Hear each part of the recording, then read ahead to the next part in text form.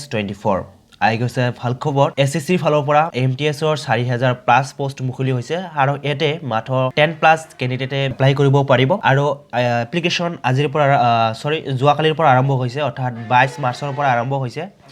এতিয়া আপোনালোকে online application কৰিব লাগিব আৰু অনলাইন এপ্লিকেশন কেনেকৈ কৰিব সেইটো ভিডিঅ'ত আপোনালোকক সম্পূৰ্ণ প্ৰচেছটো দেখাবলৈ গৈ আছো আই হোপ কি আপোনালোকে ভিডিঅ'টো কমপ্লিটলি চাব সো বলক আমি ভিডিঅ'টো আৰম্ভ কৰোঁ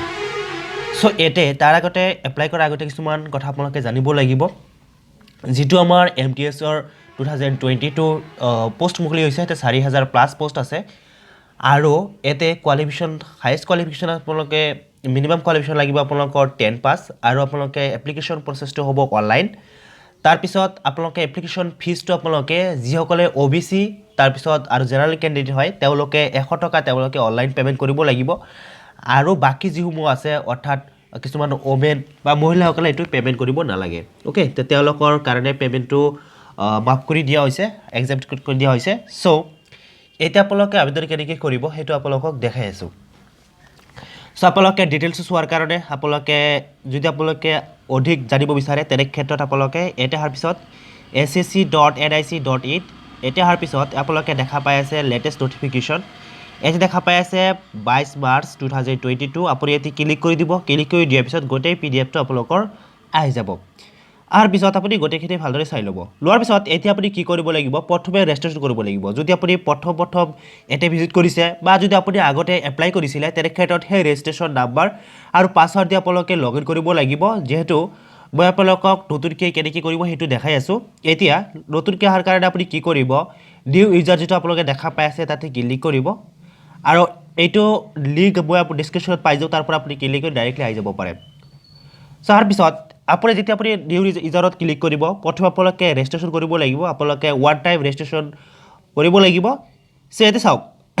প্ৰথমে দিয়া আছে বেসিক ডিটেইলছ আপুনি এইখিনি বস্তু ফিল আপ কৰিব লাগিব প্ৰথমে সুধিছে ডু ইউ হ্যাভ আধাৰ যদি আপোনাৰ আধাৰ কাৰ্ড আছে তেনে ক্ষেত্ৰত ইয়েস বাটনত ক্লিক কৰিব ইয়েস বাটনত ক্লিক কৰি দিয়াৰ পিছত আপুনি আধাৰ নাম্বাৰটো এতে বহাই দিব সো আধাৰ নাম্বাৰটো বহাই দিয়াৰ পিছত সেম আধাৰ নাম্বাৰটো এতে আপুনি বহাই দিব এতে আপোনালোকে এপ্লাই কৰোতে সকলোখিনি বস্তু আপোনালোকে ডাবলকৈ এন্টাৰ কৰিব লাগিব অৰ্থাৎ ভেৰিফাই কৰিব লাগিব ওকে সো আধাৰ নাম্বাৰটো বহাই দিয়াৰ পিছত এইটো বক্স আধাৰ নাম্বাৰটো বহাই দিয়াৰ পিছত আপুনি আৰু নেক্সট আপোনালোকে আধাৰ নাম্বাৰটো বহাই দিব লাগিব বহাই দিব দিয়াৰ পিছত যদি আপোনাৰ আধাৰ কাৰ্ড নাই তেনে ক্ষেত্ৰত নো অপচনত ক্লিক কৰিব নো অপচনত ক্লিক কৰি দিয়াৰ পিছত আপুনি ইয়াৰ পৰা এটা আইডি প্ৰুফ আপুনি দিব লাগিব তাৰ কাৰণে তে ক্লিক কৰিব ক্লিক কৰি দিয়াৰ পিছত আপুনি ইয়াৰ পৰা এটা আইডি প্ৰুফ আপুনি ভোটাৰ আইডি দিব পাৰে বা স্কুল আইডি দিব পাৰে বা যিকোনো এটা দি আপুনি এটা আপুনি আইডি নাম্বাৰটো বহাই দিব তাৰ পিছত নেক্সট আমাৰ আহিল নেম আপোনাৰ নামটো এতে এন্টাৰ কৰিব নামটো এন্টাৰ কৰি দিয়াৰ পিছত সেম নামটো আপুনি এতে এন্টাৰ কৰিব লাগিব আৰু নামটো যদি আপুনি এন্টাৰ কৰিলে আপোনাৰ যেটো আইডি প্ৰুফ দিছে হে আইডি প্ৰুফৰ লগত কিন্তু মেটচ হ'ব লাগিব ওকে 100% মেটচ হ'ব লাগিব সো দিয়াৰ পিছত এতিয়া ফাদাৰ্স নেমটো এন্টাৰ কৰিব সো ফাদাৰ্স নামটো এন্টাৰ কৰি দিয়াৰ পিছত আপোনাৰ এটো বক্সত আৰু ফাদাৰ্স নেমটো এন্টাৰ কৰিব তাৰ পিছত মাদাৰ্স নেম এন্টাৰ কৰিব তাৰ পিছত ভেৰিফাই মাদাৰ্স নেম এন্টাৰ কৰিব তাৰ পিছত আপুনি ডেট অফ বাৰ্থ এন্টাৰ কৰিব লাগিব তাৰ কাৰণে ক্লিক কৰিব ক্লিক কৰি দিয়াৰ পিছত এতিয়া চাব পাৰিছে আপোনালোকে এটা ক্যালেন্ডাৰ ওলাই আহিছে আপুনি ইয়াৰ পৰা আপোনাৰ ডেট অফ বাৰ্থটো আপুনি সিলেক্ট কৰি ল'ব ওকে সো ডেট অফ বাৰ্থটো সিলেক্ট কৰি লোৱাৰ পিছত এতিয়া সেভ ডেট অফ বাৰ্থ আপুনি এতে এন্টাৰ কৰি দিব এন্টাৰ কৰি দিয়াৰ পিছত আপোনালোকৰ বোৰ্ড এডুকেশন বোৰ্ড আপুনি এতে ক্লিক কৰিব ক্লিক কৰি দিয়াৰ পিছত আপোনাৰ কোনটো বোৰ্ড আছিল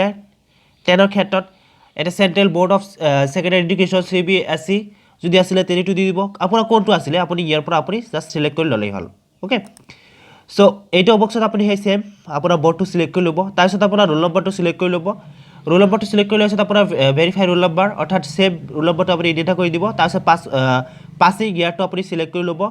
তাৰ পিছত আপোনাৰ জেন্ডাৰটো তাৰ পিছত মোবাইল নম্বৰ তাৰ পিছত ইমেইল আইডি এইবোৰ দি আপুনি কি কৰিব সেভ বাটনটো ক্লিক কৰিব ওকে তো যেতিয়া আপুনি সেভ বাটনটো ক্লিক কৰিব তেতিয়া আপুনি সেভ বাটনটো ক্লিক কৰিব এটা আপোনালোকে এডিশনাল এণ্ড কন্টাক্ট ডিটেইলছ আপোনালোকে বিচাৰিব আপুনি প্ৰথমে কেটেগৰি সিলেক্ট কৰি ল'ব যদি আপুনি জেনাৰেল হয় জেনাৰেল সিলেক্ট কৰি ল'ব আৰু যদি আপুনি ইডব্লিউএছ কেটেগৰি হয় ইডব্লিউএছ সিলেক্ট কৰি ল'ব আৰু যদি ওবিসি বা এসসি বা এসটি কোনটো হয় আপুনি এই সিলেক্ট কৰি ল'ব লোৱাৰ পিছত আপোনাৰ নেশ্যনেলিটি আপুনি সিলেক্ট কৰি ল'ব তাৰ পিছত আপোনালোকে আইডেন্টিফিকেশন মাৰ্ক অৰ্থাৎ আপোনাৰ শৰীৰত যদি কিবা বিশেষ মাৰ্কছ থাকে সেই মাৰ্কটো দিব পাৰে বা আপুনি মল অন ৰাইট ফেস অৰ্থাৎ আপুনি এটা দিব পাৰে ওকে এক অসুবিধা নাই এটো দিলেও অসুবিধা নাই এতিয়া আপুনি কি উদিছে যে are you person with benchmark disability যদি আপুনি ডিসেবিলিটি হয় তেনে ক্ষেত্ৰত আপুনি ইয়েস দিব নহলে নো অপশনটো ক্লিক কৰি দিব সো দিয়াৰ পিছত স্ক্ৰল ডাউন কৰিব ডাউন কৰাৰ পিছত এতিয়া আপুনি পাৰ্মানেন্ট এড্ৰেছ দিব লাগিব আপোনাৰ এইটো বক্সত আপোনাৰ সম্পূৰ্ণ পাৰ্মানেন্ট এড্ৰেছটো আপুনি সিলেক্ট কৰি ল'ব তাৰপিছত আপোনাৰ ষ্টেটটো সিলেক্ট কৰি ল'ব তাৰপিছত আপোনাৰ ডিস্ট্ৰিক্টটো সিলেক্ট কৰি ল'ব তাৰপিছত পিনক'ডটো চিলেক্ট কৰি ল'ব লোৱাৰ পিছত আপোনাৰ যদি আপোনাৰ প্ৰেজেণ্ট এড্ৰেছ আৰু যদি পাৰ্মানেণ্ট এড্ৰেছ ছেম হয় তেনে ক্ষেত্ৰত আপুনি য়েছ বাটনত ক্লিক কৰিব গোটেইখিনি বস্তু আপুনি ইয়াতে কপি হৈ আহিব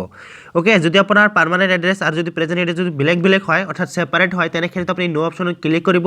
ক্লিক কৰি দিয়াৰ পিছত আপোনাৰ ইয়াতে নতুনকৈ আপুনি ডিটেইলছ ফিল আপ কৰিব লাগিব অৰ্থাৎ প্ৰেজেণ্ট এড্ৰেছৰ গোটেইখিনি ডিটেইলছ আপুনি ফিল আপ কৰিব লাগিব সো ফিল আপ কৰি দিয়াৰ পিছত আপুনি কি কৰিব সেভ বাটনটো ক্লিক কৰিব যেতিয়া আপুনি সেভ বাটনটো ক্লিক কৰিব আপোনাৰ সন্মুখত ডিক্লেৰেশ্যন আহি যাব আপুনি ডিক্লেৰেশ্যন যিটো বক্স দেখা পাইছে আই এগ্ৰি আপুনি ইয়াতে ক্লিক কৰিব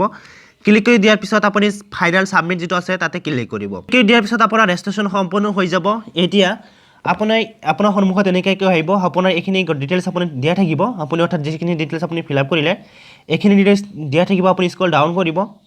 ডাউন কৰাৰ পিছত এতিয়া আপোনালোকে দেখা পাই আছে 10 পাছ ৰোল নম্বৰখিনি দিয়া থাকিব আপোনালোকে একো কৰিব নালাগে এতিয়া আপুনি এটা কৰিব লাগিব প্ৰেফাৰেন্স অফ এক্সামিনেশ্যন চেণ্টাৰ আপুনি এক্সাম কোড দিব বিচাৰি আছে আপুনি তাৰ প্ৰেফাৰেন্স দিব লাগিব তাৰ কাৰণে ক্লিক কৰিব ক্লিক কৰি দিয়াৰ পিছত আপোনাৰ সন্মুখত বহুতকেইটা অপশ্যন আহি যাব আপোনাৰ এক্সাম চেণ্টাৰৰ আপুনি সেই হিচাপে আপুনি প্ৰেফাৰেন্সটো দি দিব অ'কে তিনিটা আছে তিনিটা অপশ্যন দিয়া হৈছে আপুনি তিনিটা চেণ্টাৰ আপুনি প্ৰেফাৰেন্স দিব পাৰিব সো প্ৰেফাৰেন্সটো দি দিব দিয়াৰ পিছত এতিয়া আপুনি সুধি আছে যে হোৱেডাৰ ইউ আৰ এক্স সাৰ্ভিসমেন যদি আপুনি এক্স সাৰ্ভিসমেন হয় তেনে ক্ষেত্ৰত ইয়েছ দিব নহ'লে অপশ্যনত ৰাখি দিব তাৰপিছত ৰাখাৰ পিছত মই যেহেতু ন কৰি দিছোঁ সেইকাৰণে গোটেইকেইটা হাইট হৈ গৈছে সো আপুনি একো কৰিব নালাগে স্ক্ৰল ডাউন কৰিব ডাউন কৰাৰ এইতে আপুনি গোটেইকেইটা ন অপশ্যন কৰি দিব অ'কে সো ন কৰি দিয়াৰ পিছত এতিয়া আপোনালোকে 20 নম্বৰ দেখা পাই আছে হাইয়েষ্ট এডুকেশ্যন কোৱালিফিকেশ্যন অৰ্থাৎ আপোনালোকে এইটো যিটো আমাৰ কোৱালিফিকেশ্যন হয় ইয়াতে 10 পাছ লাগে বাট যদি আপুনি আৰু বেলেগ কিবা কৰিছে কোৱালিফিকেশ্যন আপোনাৰ আছে সেইটো আপুনি ফিল আপ কৰিব পাৰে অৰ্থাৎ হাইয়েষ্ট কোৱালিফিকেশ্যন আপুনি ফিল আপ কৰি ল'ব পাৰে তাৰ কাৰণে আপুনি ইয়াতে ক্লিক কৰিব ক্লিক কৰি দিয়াৰ পিছত আপুনি কোৱালিফিকেশ্যনটো কি হয় সেই কোৱালিফিকেশ্যনটো দি দিব দিয়াৰ পিছত আপুনি details of qualifying examination qualification আপুনি ইয়াতে চিলেক্ট কৰি লৈ আপুনি চিলেক্ট কৰি ল'ব লোৱাৰ পিছত এতিয়া আপোনালোকে ষ্টাটাছটো আপুনি দেখাই আছে যে আপুনি পাছ আছে নে এপিয়াৰ আছে আপুনি কোনটো আছে হিচাপে দি দিব দিয়াৰ পিছত আপোনালোকে পাছিং ইয়াৰটো দি দিব তাৰপিছত ষ্টেটটো দি দিব তাৰপিছত ইউনিভাৰ্চিটিৰ নামটো দি দিব তাৰপিছত আপুনি কি কৰিব ৰোল নম্বৰ তাৰপিছত পাৰ্চেণ্টেজ কিমান হয় বা CGPA কিমান হয় সেইটো দি দিব দিয়াৰ পিছত এতিয়া আপুনি কি কৰিব ন অপশ্যনত ৰাখি দিব এইটো ৰাখাৰ পিছত এইখিনি বস্তু ফিল আপ হৈ থাকিব আপুনি একো কৰিব নালাগে এতিয়া আপোনালোকে ফটো আৰু সিগনেচাৰ আপোনালোকে আপলোড কৰিব লাগিব আৰু ফটো আপলোড কৰোঁতে ভালদৰে লক্ষ্য কৰিব